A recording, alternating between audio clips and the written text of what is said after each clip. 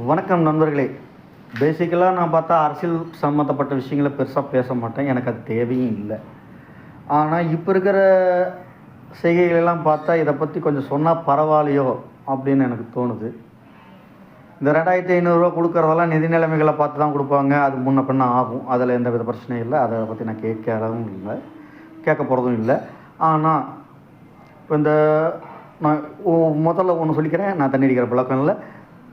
இருந்தாலும் ஒயின் ஷாப்பில் இப்போ நார்மலாக 10 ரூபா எக்ஸ்ட்ரா வாங்கிட்டு இருக்கிறதுக்கு பதிலாக இப்போ 20 ரூபா வாங்கிட்டு இருக்காங்க அப்படின்னு பொதுமக்களே கம்ப்ளைண்ட் பண்ணிக்கிட்டு இருக்காங்க. இதை தெரிஞ்சும் இப்போ இருக்கிற டிவிக்கு திரு விஜய் முதலமைச்சர் அவர்கள் அவருக்கு தகவல் போகாமையாக இருக்க போது அதை பற்றி என்ன நடவடிக்கை எடுத்தாங்கன்னு இன்ன வரைக்கும் ஒன்றும் தகவல் கிடைக்கல.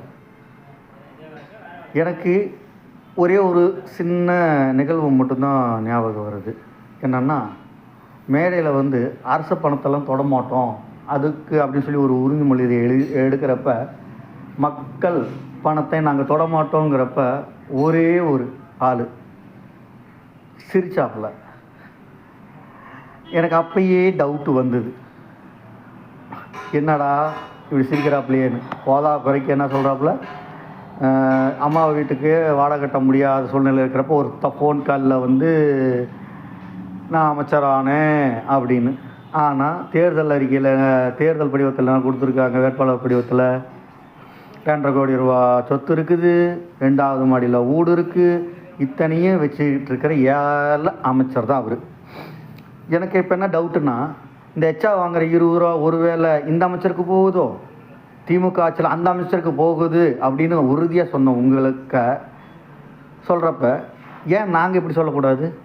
ஏன்னா அவர் தானே நல்லா சிரித்தார். சிரித்ததுக்காக நான் குற்றம் சொல்ல விரும்பலை. ஆனால் ஏன் இதை தடுக்கலை?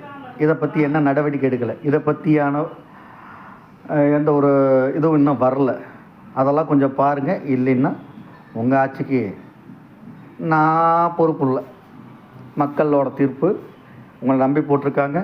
நல்லா ஆட்சி கொடுப்பீங்கன்னு நம்புகிறோம். இந்த மாதிரியான பிரச்சனைகள் இல்லாமல் கொஞ்சம் தீவிரமாக நடவடிக்கை எடுங்கன்னு கேட்டுக்கிறேன். நன்றி, வணக்கம்.